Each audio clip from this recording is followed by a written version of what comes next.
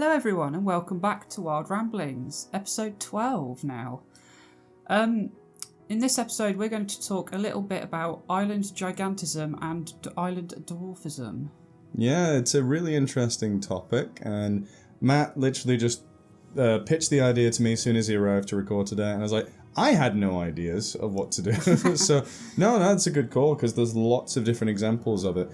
Why did this come into your mind? So, I saw it was in a newspaper article online, and then I saw another one felt exactly the same sort of thing, talking about a species of British bird that has some subspecies on other islands in the UK. So we're talking about the Eurasian wren, Troglodytes. The king of birds. Indeed. Do you know why it's called the king of birds? No. It's a cute little story I'll go through real quick. So, long ago, all the birds were deciding who should be the king. And so they had a flying contest to see who could fly the highest. And, all the birds gave their attempt until it seemed like there was one bird left. And that was the eagles. The eagle was flying really, really high. And I was like, okay, I think I've made my point clear. And as it descended, a little wren that was hiding in their feathers jumped a little bit higher and flew a bit higher, and now all the birds are angry at it. It's like, oh, it's the king, but it's cheating. So it hides in the undergrowth. Oh, but it's also got one of the loudest calls of most birds, especially for its size as well. So that's another reason why the wrens are, quite a fascinating species. But another reason that they're fascinating is the population on the island of St Kilda. Now, this is an island in the Scottish Islands. I'm not exactly sure where, I'll be honest. My Scottish island geography is not the best. I mean, they've got hundreds of them. There are hundreds. Literally hundreds. So I'll look it up. Yeah. But yeah, so there's many years ago, sort of thousands of years ago, the main... Archipelago. Yes. Where was I? Sorry. It's all right. So basically, when the islands split off, the mainland wren population, it sort of was split on these islands, and so the wrens that got stuck on St Kilda and other islands basically had a completely different environment to live in now. They had very little predators, less competition for food, and as a result, over those thousands of years, they've grown double the size of the mainland species. Oh yeah, that is quite far into the Atlantic. Yeah, it'd be up there. Yeah, very far away. Yeah, so that's because it's so isolated. It's the wrens on St Kilda, which is currently a subspecies of the wren species found on the mainland. But due to the differences that it's evolved over those thousands of years being separate from the mainland species, it may even get reclassified as a species in its own right. Oh. Because not only are they being found to be double the size of the mainland wrens, so for context, the UK mainland wrens only grow to about 9 centimetres maximum, I believe. They're like our second smallest bird? Yeah, behind jointly the goldcrest and firecrest. They're both like around the same size. Technically goldcrest is the smallest, but then nobody also mentions firecrest in there either, but they're okay, so third.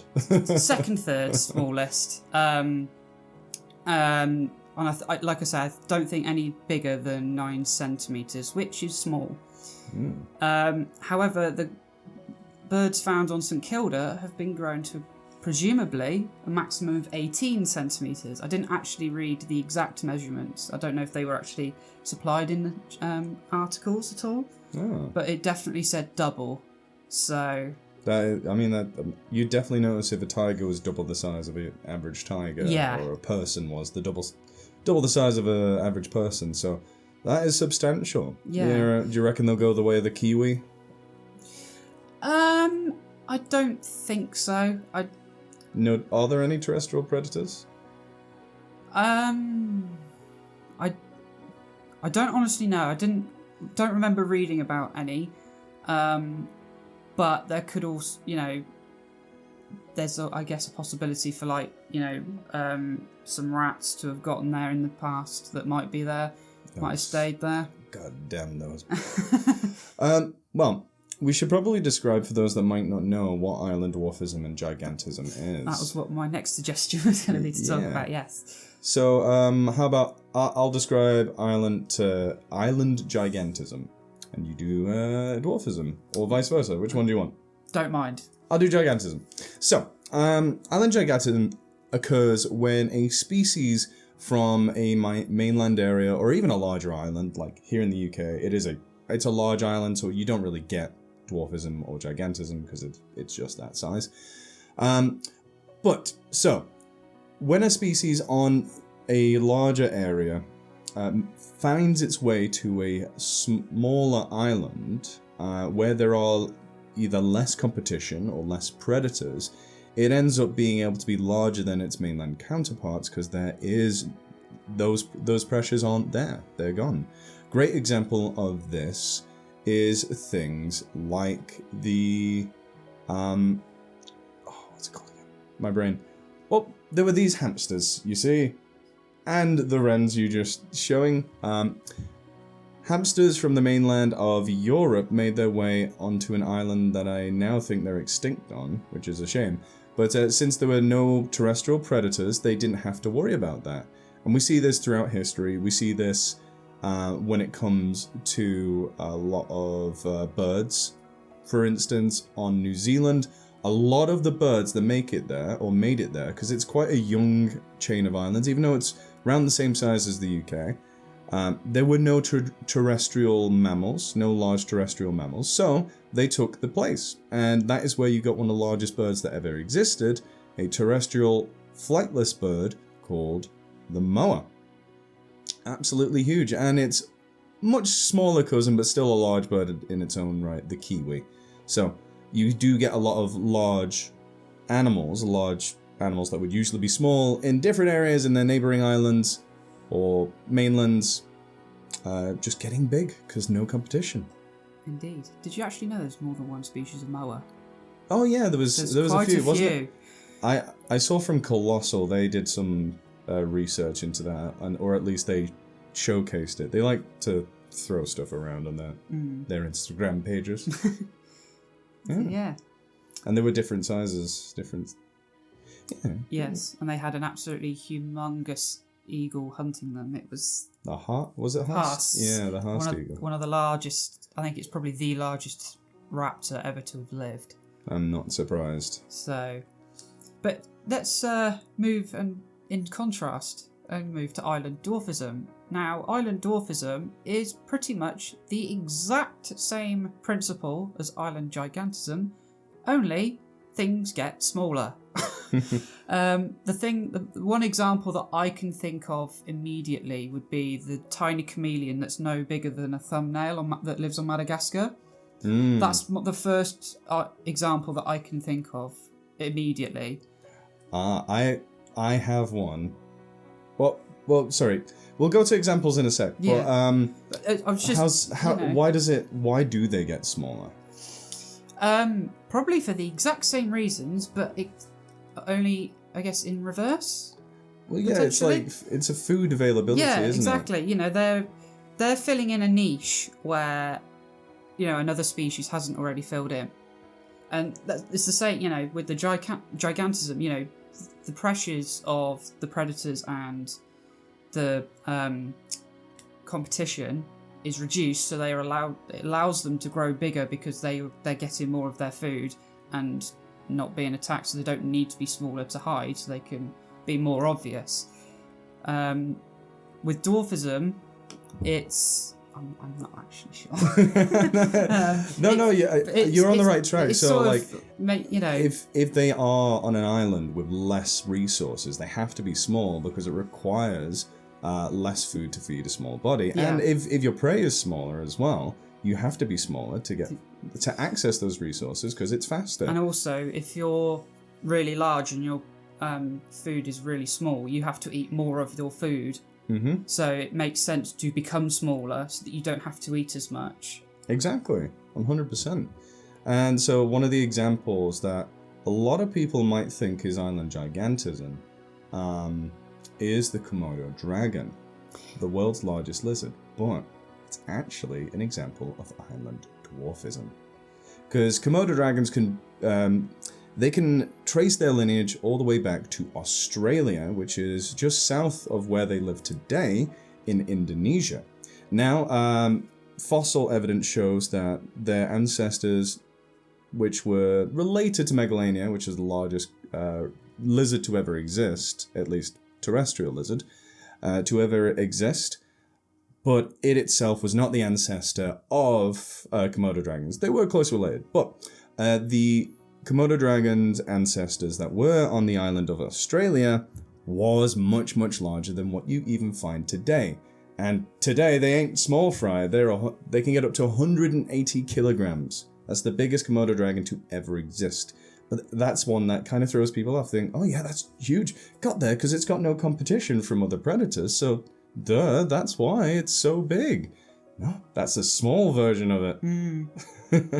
Yeah, when I was actually looking up from other examples after I found the wren example, Komodo dragon came up as an example of island gigantism, so even online it's incorrect. Yes, I only found this out like a few years ago myself. Oh, was it last year? Either last year or the year before.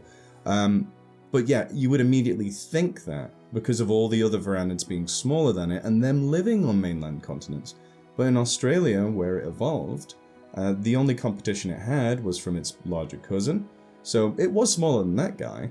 But even then, it showed that varanids in general, the monitor lizards, could grow huge and didn't really have many competitors because they were the apex predators, alongside a giant terrestrial crocodile around the size of a salty that was terrestrial, just lived on land. Ooh, that's okay. extinct. Yeah, I forget its name. It had a cool name as well, but that's gone extinct now alongside the lovely Megalania.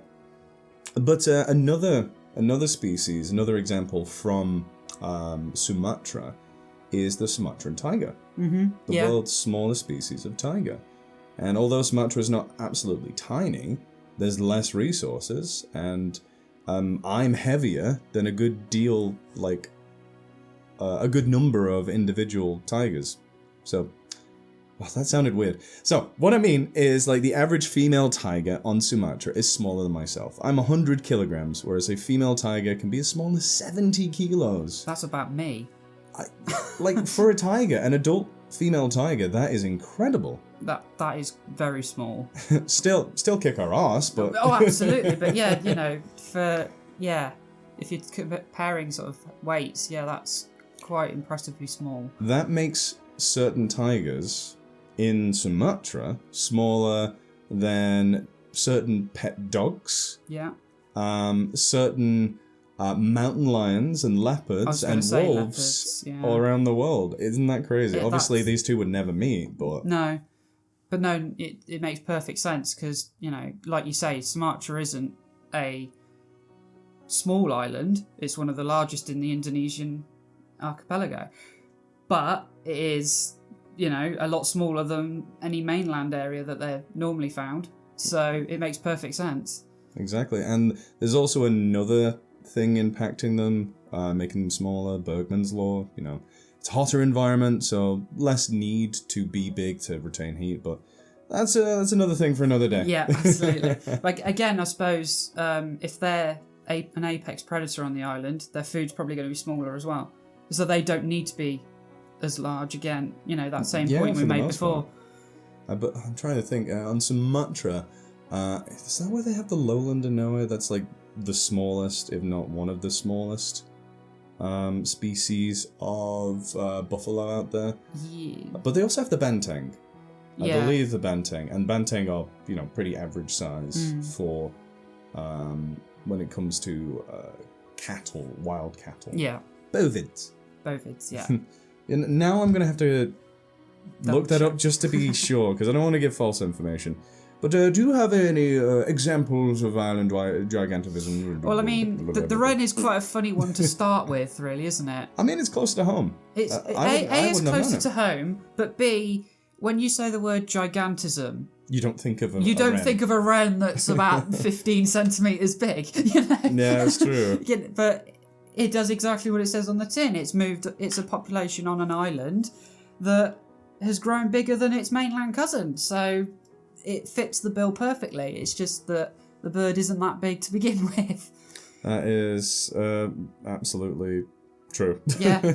I'm trying to think of other examples. I suppose another very famous example would be the giant tortoises of the Galapagos and the Seychelles. Ah, yes, of course. Now, They're I'm surprised you haven't mentioned this, considering you've worked with Aldabras before. Yeah, I've got a tattoo of one I'm looking at right this second.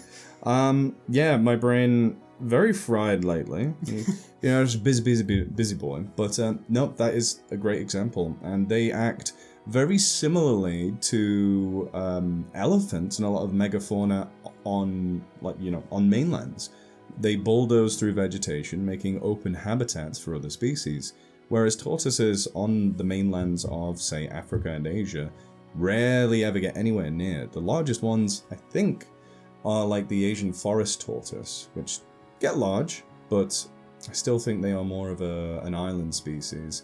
But there's the sulcata, which you can find in Africa.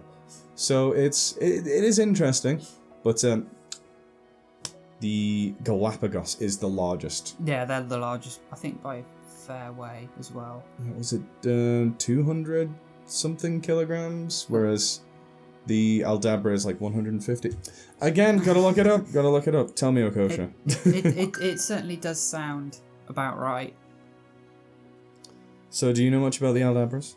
I know nothing about them at all. I love them because they... Oh, 250.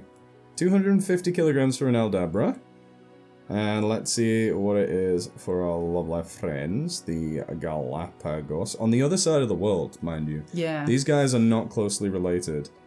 Okay, 400 kilograms. That's, yeah. Look, there's it standing next to a horse. Wow. That is bloody massive. The horse is like, what's wrong with this dog? Yeah, so one thing I love about giant tortoises is they've kind of evolved to pretty much not have any predators, except for in the Seychelles. There was saltwater crocodiles back in the day, and whenever they would go down to the water, and if they could get a hold of their heads, they would dispatch them. There was a diagram showcased in a journal that I can't remember what it was focusing on Aldabra tortoises and saltwater crocodiles in the Seychelles. And it had a little diagram, and so they were one of the, if not their only predator, except for when they're little and when they're tortoise babies. But they are like a proper tank. Giant tortoises are tanks in general. And one thing I love about them is, since they don't really have any terrestrial predators... Shut up, airplane! There's too many of you. Ground you. They don't tend to be very skittish around people. The ones I met on Aldabra, especially Obama. There was a tortoise called Obama that was obsessed with just hanging around people. You could scratch under his chin or on top of his head, and he would raise up to stand as tall as possible so you could scratch underneath them, because they can feel their shells, their plastron, and their carapace. They are a species near and dear to my heart, hence why I've got a lovely female Aldabra giant tortoise on me. Excellent. I wonder, are there any, like, aquatic giants, like, or dwarf species, because of being, say, like, they're in fresh water, but somehow they've made it to an island where there's less resources? Does that affect them in the same way, you reckon? I don't know, to be honest. Sorry. I've not... My brain? I mean, I can't think of anything, unless you, no. I genuinely can't think of an example if that is the case. I'm looking it up right now. Yeah. For aquatic animals. I'm certain there will be. I'd be surprised if there isn't. They don't tend to, apparently. Deep sea animals do. I'm gonna say, yeah, deep sea. I guess your example for that would be colossal squid compared to other species of squid.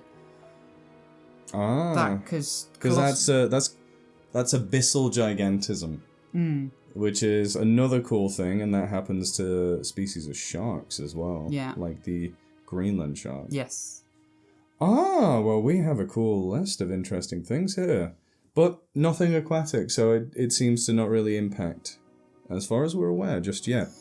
There's another famous example of island gigantism that I've just been reminded of on Mauritius. Yes. The largest pigeon that we know of that ever existed, that most people don't even think of as a pigeon, No. is... Oh, go on. Well, mainly because it just doesn't look like a pigeon. It doesn't. It's got a weird head and everything, but... The dodo. Indeed. The dodo is a pigeon. Well...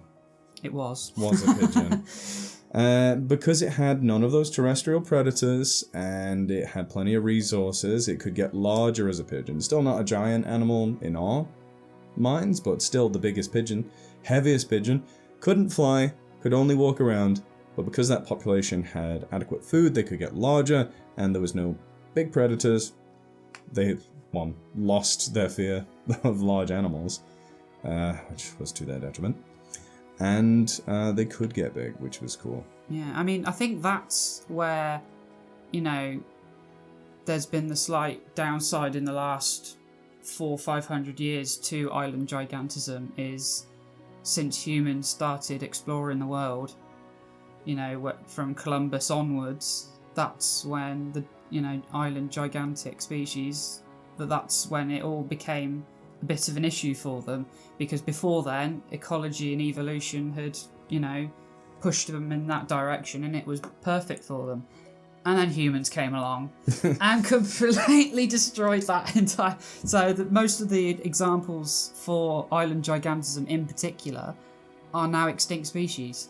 There's very few now. I mean, the St Kilda wren, I'm sorry to go back to it, but that's probably that's not likely to be affected because of its original size and then its gigantic size. Whereas the species, like your moas, your dodos, your giant tortoises, because they grew so large, they became a food source for humans coming into those areas. Yeah. To their detriment. And, island habitats, especially smaller ones, are significantly more vulnerable to non-native species and to disturbances in general. Yeah, exactly. Hence why we need to protect island habitats as much as possible. There is something that came to mind. It's more of an invasive species thing, but it will lead on to a gigantic species. So, hedgehogs. Yes. Hedgehogs are native to the UK and they're native to mainland Europe. And our hedgehogs, not in the UK, but the Eurasian hedgehog, is the largest species. Really cool. But some have made their way onto some islands up in the Shetlands, or is it Shetland itself? But they're islands the north of Scotland, where they survive, they do great, but they eat a lot of island species, island specialists that aren't used to these small predators, which is weird. Now, this makes them invasive within their home range, which that's really interesting. Especially when on the mainland they're becoming more scarce. Yeah. It's got to be one of the easiest things in the world. Just gather them up, release them on the mainland. Boom. It's not crazy far away. I think it's just people being cheap. Just put them in a shoebox. It does seem that would be the most logical sort of answer, but whether they've evolved to too much to be on the island, I can't see that being the case. They were introduced by people, so it wasn't that long ago. I think it is within the last 100 years. Oh, right. So they should be fine, but you just never know with these things, Yeah. They'd have to do trialed runs to see if it would work before moving them all. I think some have been moved over, but I think the local governments are focusing on trying to wipe them out, which when it comes to things like grey squirrels, I understand. But when it comes to an animal that is, becoming vulnerable and we need more and more of them, what the hell are you doing? Mm-hmm. Just instead of using that money to make them go bye-bye, make them go bye-bye onto the mainland. Yeah. Someone with a really strong arm could just throw them. Now, this leads me to an extinct species of giant hedgehog, which doesn't look very much like a hedgehog, does it? It looks more like a shrew to me, I must admit. Well, shrews, hedgehogs, and moles, they're all pretty closely related. But this is called Dinogalarix, which used to live on an island. Is it off Where was it again? They don't have quills, which was interesting, but since they lived on the island of Gargano, very interesting, which is around Italy, or was around Italy. They had no predators, they grew really large, so I imagine, like, if there was enough food on the Shetland Islands with these hedgehogs, they would probably end up doing the same thing, just mega hedgehogs. Yeah. Maybe they would start walking on 2 feet, maybe changing colour, being blue and running really fast. They could. Theoretically. Oh dear.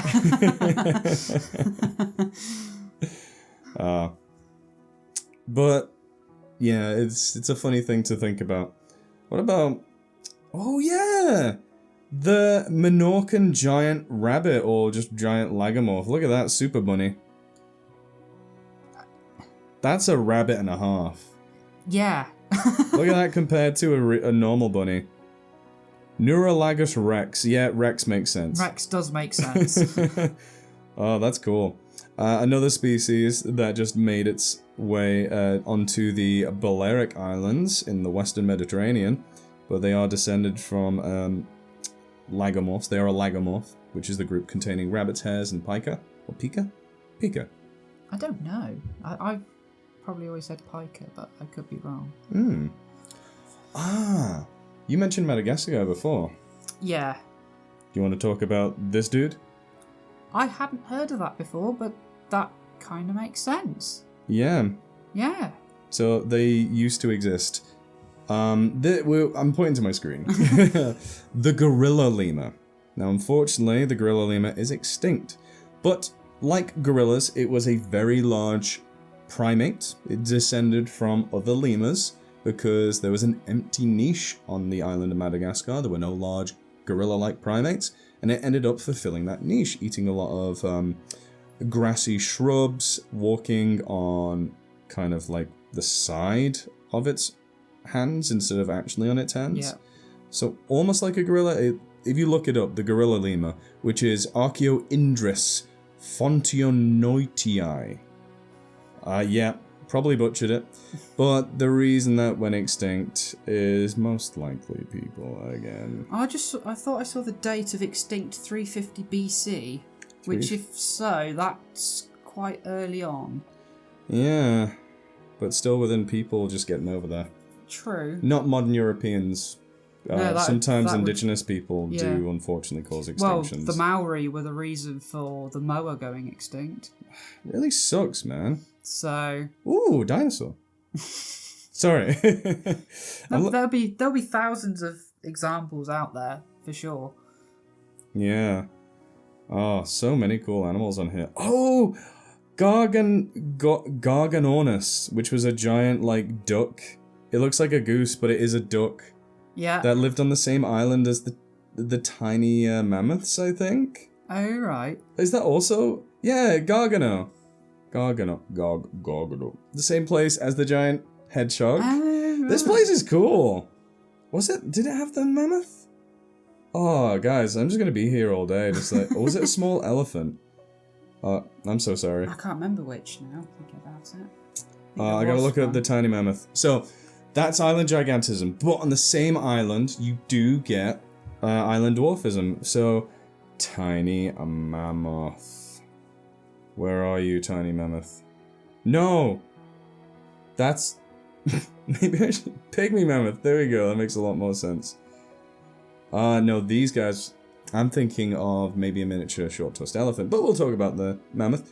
So the Channel Island mammoth is a great example of island dwarfism. The Channel Islands off the coast of what is now California is where they made their way before sea levels rose and kind of cut them off, so only the smallest individuals were able to find enough food and end up surviving. So this is places that are like San Miguel, Santa Cruz, Santa Rosa, and they actually survived there the longest of all mammoths. And it was about as tall as a man, obviously a lot heavier than a human, but a lot smaller than the average mammoth. So, weighed between 760 and 1,400 kilograms, which is pretty small for an elephant. Really small for an elephant. Yeah, it is. When did it go extinct again? It was pretty recently. And I think it was an instance, a similar thing... a very common problem when it comes to island species, which is inbreeding. There was not a big enough gene pool. So you went extinct when? Do I have to look it up? Extinction. They were around when the pyramids were. That's... 13,000 years ago. Yeah, that's quite a long time ago, really. I know, it is crazy. And I must admit, when you said Channel Islands, I thought you meant the British Channel Islands off the coast of France rather than those California ones, because I didn't know those existed. I am so sorry. There's so many islands like just named after each other in places in Europe that get names abroad. Yeah. If that makes sense. Yeah, no, I know what you mean, because of mainly Europeans colonising other places. They thought of places back home that... looks a bit like it. Yeah. New South Wales with all the kangaroos. Yes. Reminds me of Wales with all the kangaroos. Wait, no, that's not a thing. So weird. Yeah, sorry, I've been rambling for a while. I know it's wild ramblings, but it's just been mad. Any examples you want to give? I do like talking about topics like this. It is very fun. It is indeed. I mean, the amount of examples that we can give as well gives an idea to people listening just how an important evolutionary step it has been, especially for island wildlife, and how different island wildlife can be. The way that these species have evolved to become so different and have completely different niches and in completely different environments. Is something quite important to tell people, I think. Yeah, it helps people understand evolution in general, because just by that basic explanation of how it works, you can kind of apply it to different environments as well. Because you do get instances of island dwarfism or island gigantism without water being involved, because populations can get restricted to such a small range that the same pressures are put onto them on a mainland environment. It is fascinating. I'm trying to think of examples of that, but I do know it has happened. Yeah, I know it has happened as well. So when it happens on the mainland, it's called insular... What was it called? Refugia. Insular refugia. Really cool. You see this in Florida. Be there soon. One day soon. Indeed. In the Keys, the Florida Keys, there is a subspecies of white-tailed deer that's confined there because of habitat reduction, very sad, and a lack of fresh water, so it needs a smaller body size, which is pretty cool. But this does remind me of two examples of kind of of either thing called back during the Cretaceous period, I believe. I'm trying to remember the name of the pygmy kind of sauropods. So during the Cretaceous period, there was a island. How did I spell this? No, not Dairyland. Sauropod? Got it. I'm just gonna spell it out. I'm bad at doing both at the same time. Oh my god, it's so cute. So, look at that tiny little guy. Crikey. Yeah, I'm trying to remember where it was. But the island gigantism example I can give, or at least a giant that took advantage of these islands by flying over to there and preying on these much tinier animals, was Quetzalcoatlus. The largest flying animal that we know of to have ever existed. This is a pterosaur. It gets its name from Quetzalcoatl, I think. Quetzal? I forget his name. I'm so bad. I'm sorry. Which was a god from indigenous South American belief. Really cool. A serpent dragon dude that could transform into a man and back. A very, very deserved name for this species. But these dudes would fly over to the islands and predate on fully grown sauropods. And again, for those of you that don't know, sauropods are the long-necked dinosaurs, the big herbivores, the big browsers, I should say. Browsers, because they eat leaves, needles. Magyarosaurus was one of the smallest sauropods that ever existed, and that was between 71 and 66 million years ago. And they lived on Hatzeg Island. Hatzeg Island? Really interesting. Just like animals alive today, they made their way there somehow, whether it be from rafting on vegetation or walking over when sea levels were lower. Hard to say for sure. But it wasn't the only species there that was smaller. There were smaller apex predators there. I think... I can't remember. I think there were small tyrannosaurids. Not tyrannosauruses themselves, but smaller cousins of theirs, and smaller raptors there as well. It was a kind of... it was an ecosystem, just forced to be smaller because of those resources. And it's been happening for as long as life has existed on land. I love it. It is a never-ending tapestry of what life is able to do when it needs to survive. Absolutely. And the fact that we're still getting examples of it still happening today, you think it's such a, an old concept, that all of these species moved thousands, millions of years ago, when actually it's still happening today. Yeah. And we're only learning these things today as well. So the fact that it's continuing still is, I think, just as fascinating as all the other ones that have happened previously. 100%. And it just goes to show convergent evolution as well. Mm-hmm. It's like, you have a mammal, like the mammoth, that is very similar in its ecological niche to sauropods, big herbivores, and both made it to an island where they had to get smaller, so they convergently evolved much smaller bodies to feed on less available resources. We just keep going over that same point, but it's fascinating. Interesting, cool, amazing, woohoo! But yeah, I feel like we've covered pretty much... how do those species get there is something that I just talked about real quick, but rafting? Rafting, yeah. Rafting is a really interesting concept. I need more words in my lexicon than interesting and fascinating. Mind-boggling how they manage this. So rafting happens maybe after a storm or a group of animals or a singular animal accidentally finds itself on a floating bed of vegetation that just by luck is able to raft over from the mainland or a different island all the way over to its new location on this island. And by just luck, more species from that group raft over and make their way to those islands. It's how a lot of species manage to colonize those islands. It's thought that's how these small tortoises made their way over to the Seychelles and the Galapagos, because especially the Seychelles, that's a really far away from Africa and Asia. It's just kind of floating there in the Indian Ocean, though tortoises can float very well. Yeah, that's true. Because tortoises can float on their shells, whereas a lot of other species don't have that luxury.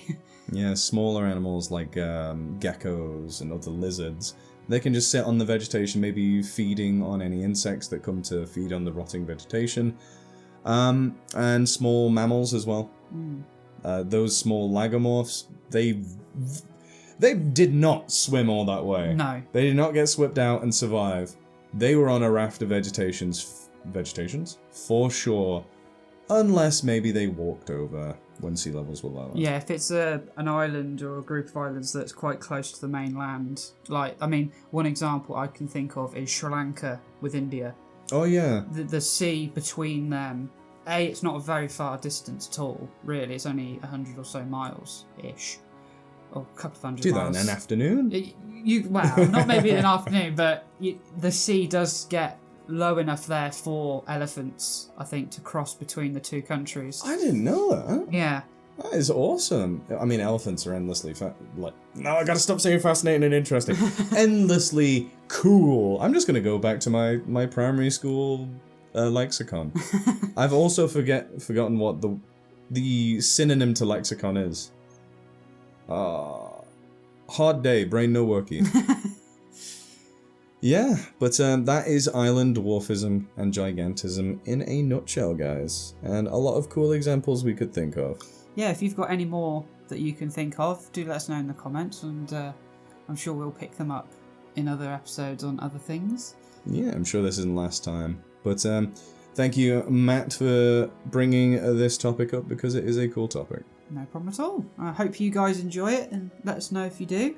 And let us know what else we can discuss in the future for you guys. Yeah, absolutely.